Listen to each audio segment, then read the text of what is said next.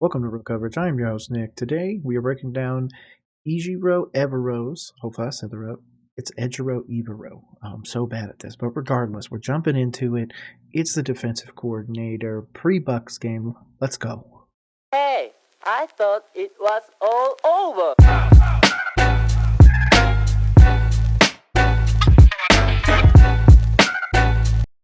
Without further ado, let's jump into it. You have the floor, Mr. Evero. All right, just wanted to first address the whole deal with Frank. I'm very grateful to Frank. Frank gave me an opportunity to come here and coach here.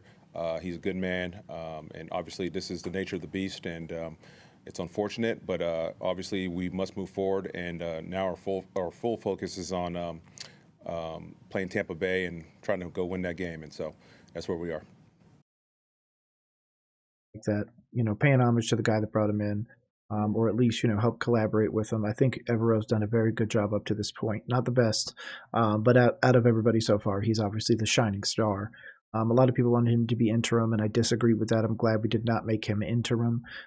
He needs to stay focused on the defensive side. There's a lot of stuff we still have to clean up. But overall, you can kind of see with the face and a few other little things, he's going to be a little bit more reserved. But I think he's going to give a really good press conference. I'm expecting a B plus press conference coming out, but let's jump right back into it.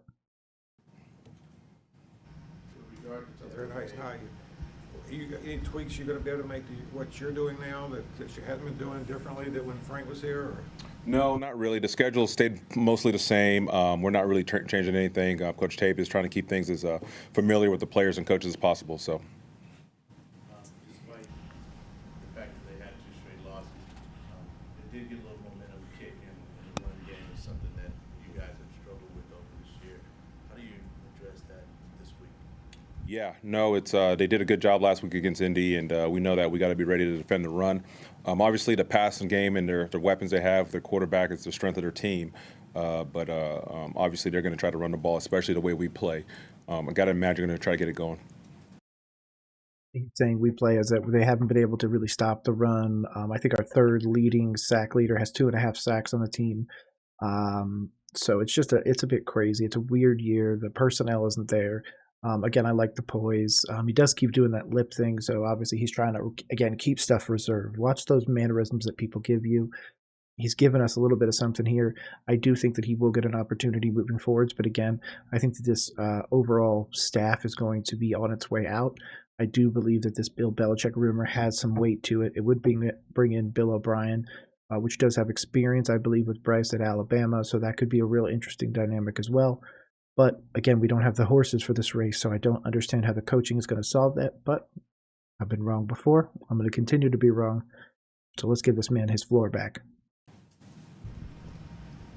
Last year, obviously, when Nate was fired, you kind of had to deal with this sort of situation. What does that type of situation teach you about, I guess, working together as a staff when stuff like this happens and maybe talking to the locker room in a way that maybe, they don't get discouraged?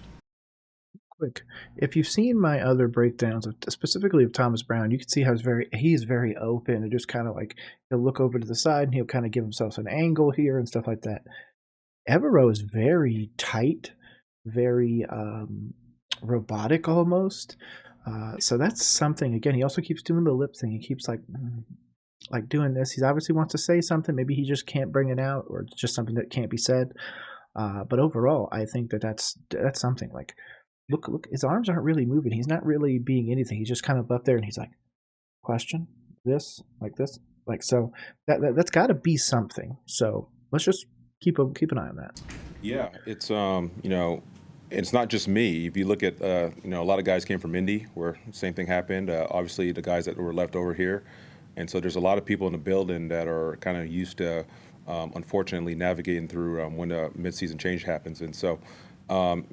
It's not the type of experience you want, obviously, but all we can do is be real and be candid, and that is the expectation of this league. You have to win, and so we all understand that, and everybody has to perform, players and coaches, and as long as you understand that, whether you're in a good situation or not, you can always feel good about what you're doing. You can put your best foot forward.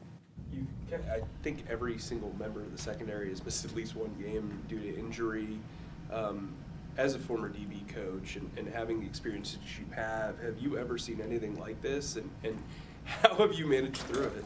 No, it's been. Yeah, the injury thing this year has been super weird. Just super weird.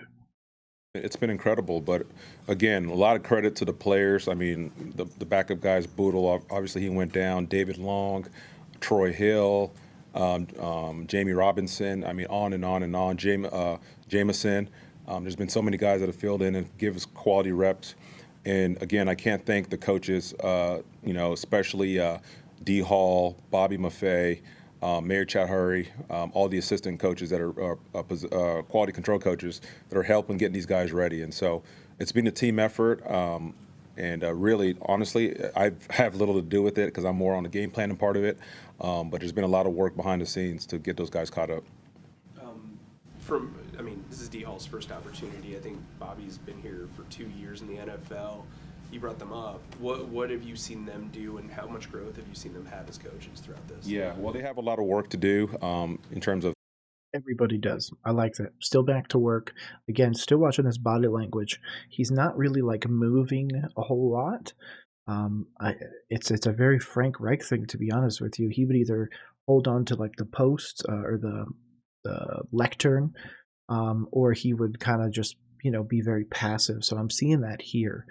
So I'm hoping I could see more people calling that out because people hated it with Frank. Why don't we hate it in this situation? So just something to keep your eye on. The game plan prep stuff, breaking down the film, playbook stuff, making cut-ups and things of that nature. And but on the other side of it too is they get a chance to coach, they get a chance to have extra meetings with these guys. And they've all grown, I like to think that we're all grown, and even myself, like I can become a better coach. I know that for a fact. And so we're all trying to grow no matter what your role is. Can you give an example of how Coach Tabor has tried to bring some humor with this style of what he does, the way he teaches? Any examples you can give? Yeah, I mean, his first team meeting, he obviously addressed the elephant in the room with what's going on, but he was also himself. He brought levity when it was appropriate, and he brings this bell into the. So tomorrow movement, okay. Bring some levity as well. Come on, man, open it up. Be that dude for us, man. Come on. Into the meeting room where he hits a bell to start it and stop it, and he does goofy things like that. So no, he's been great. He's handled it well, and obviously it's not an easy position. So. Well, how did you bring levity? Oh, the bell? Was it the bell? Yeah. It was like a gong, or how do you? So what's It's like one of those little school bells. Ding. Yeah, one of those things. Come on, man. That's an infectious smile, man. You got to be open, Evero. That's all you're missing right now. You're pretty solid DC for us. You've got some history. I just think that you're missing that part right there, man. Bring that smile out. Be more open, man. If you and Thomas Brown became together, man, that man's got the body language to kind of show you what he's feeling, at least being a little bit more open. Be more open, man. You got this. Never change it. I guess coming into this matchup against Tampa Bay, what stands out to you, especially from a coverage standpoint? Well, they got one of the best vertical threats in the league, Mike Evans. He's hard to handle down the field. They got Godwin, who could work underneath. They just got really solid players, and tight end's doing a good job. The running back has been very active. And so there's so many threats on the field. Baker can really push the ball down the field. And so, this is a very good throwing team. And so we've got to affect the quarterback. We got to get pressure. We got to stay on top of the field. Going back to you mentioned the injuries. Despite that, this is still a top 10 defense in the NFL. Does that shock you at all? No. We talk about the standard not lowering ever. And we always want to have the mindset that no matter who's on the field, everybody's capable of getting it done. And so that's the mindset. We're not going to make excuses. Everybody deals with injuries. And so whoever's out there, they have to be ready to go. I know you don't And adult answers, I like that he previously referenced that you know we're all adults, we're all grown, we can all do this. I like these answers. Like I said, my only critique so far is he's very tight, he's very sheltered in his body language, being a little bit more open. The minute he cracked a smile and everything like that, I was enthralled with him. So I that's what you need, buddy. Enable it, bring that brevity, bring that hilarity to the rooms. Get your own bell, a gong, whatever you want. Put your mark on it, because this personality could become something that a lot of people could truly get around long term. And I think because of it, if you can improve on that, you'll be a head coach in literally no time, man. You have it. It's just missing that tiny, tiny little bit of spark. And it's in there. You got it. It's right there. You got this. I like to single out guys, but Wormley had his first snap since the ACL injury. What did you see from him? He was good. He was really good. Yeah, limited snaps, but he was effective. Played the run game really well, and we expect him to continue to get better as he gets more experience and not experience, more play time. You talked about Baker and how he can throw it around. Some of these guys in this room played with him last year and got to know him as a player and as a person. Has there been any kind of talk? I don't know if you faced him in your coaching career, but in this role, how do you try to neutralize that threat of Baker? Because you talked about the receivers, but still, he's the guy pulling the trigger. Yeah, no question. Yeah, no, that's good that the guys have experience with them personally and you know, on the practice field. And the cool thing too is that, like, yeah, I've coached against them as well, but like I always think that players feel better about competing against guys, especially when they have familiarity. So I think that's a good thing. And then you know, the big key is, you know, obviously he can throw the ball down the field, but this guy can keep plays alive. He can scramble, really not for yardage, but to throw the ball. And so we got to do a great job protecting the pocket. Yeah. Does anybody think that Baker is in a more improved version of Johnny Manziel? Like, Johnny Manziel was the alpha, you know, the alpha prototype, not the alpha dude, but the alpha prototype, and that Baker was the more improved version of it. And as we're seeing more people being able to do that, it's essentially moving down the pipeline. I think it's really interesting. And I do think it's real interesting that players obviously are more comfortable with people, so they're more comfortable like smacking them or doing whatever they need to do on the field. That's really interesting. I never even thought about that. You touched on changes in working forward after Frank's dismissal. Was there a noticeable change in your unit and what you've seen in practice this week? And, you know, talk to some guys, and some guys feel they hold some responsibility for what happened as players to Frank being dismissed. Yeah, I mean, we all hold responsibility. I don't think any of us did our jobs good enough, or we wouldn't be in this position. But the guys on Monday were, obviously, everybody was a little down, and it's a big shock, obviously. But really happy with how we came back on Wednesday, starting with the meetings. Everybody was upbeat, joking around, and that's kind of carried through the last 2 days. And so it's been a good 2 days. Good. That tells me that the locker room wasn't really torn over Frank. They were obviously hurt. They took a few days to get over that, and now they're moving forwards. That's what a team should do.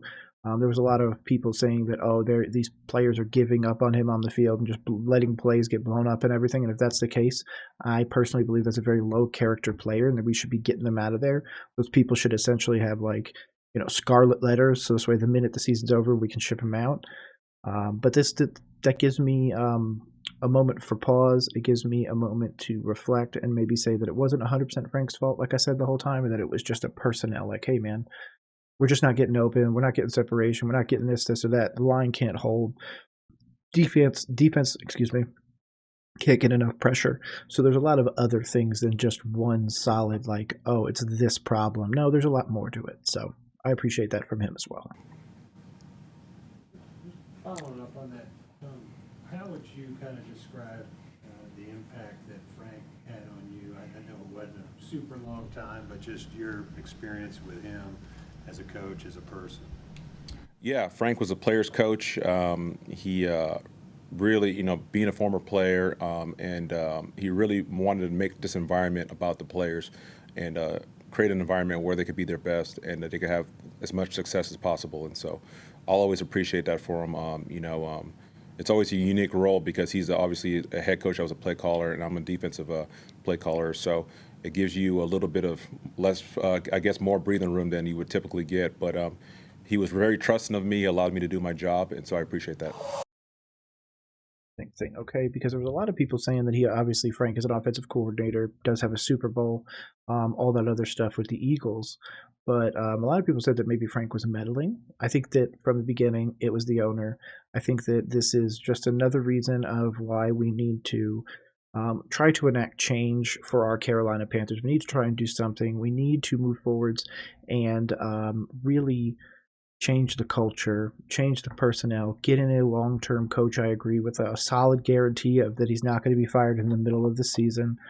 I think the next coach needs 3 years, regardless. I thought Frank deserved 3 years, so I think whoever needs to come in here needs a minimum of 3 full seasons, meaning the clock doesn't start until the end of their first season, because no coach is going to walk in January and have the same pull he's going to have 2 years into the organization. So he can't actually really affect the change. He needs to be able to draft those players, bring those players in through free agency and trades, develop them into what he wants in his system, and be able to execute all that without the owner ready to just veto things. So again, my Carolina Panthers, Evero, I'm going to give you an A- in this, okay? A- because you were up on the podium, you were poised, you were answering questions, you were obviously very thoughtful in your answers. You know, smiled, which I thought was awesome. Showed a little bit more of your character, which is what I think the players see, but unfortunately we don't see out here as fans as much. I think that's literally your key to unlocking your next head coaching position. It might be with us, but if not, I truly, truly believe that you are going to do great things in this league. Thank you, Evero, for what you've done for our team. But again, my name is Nick. This has been Roll Coverage. I'm going to get out of here. Enjoy the rest of your day.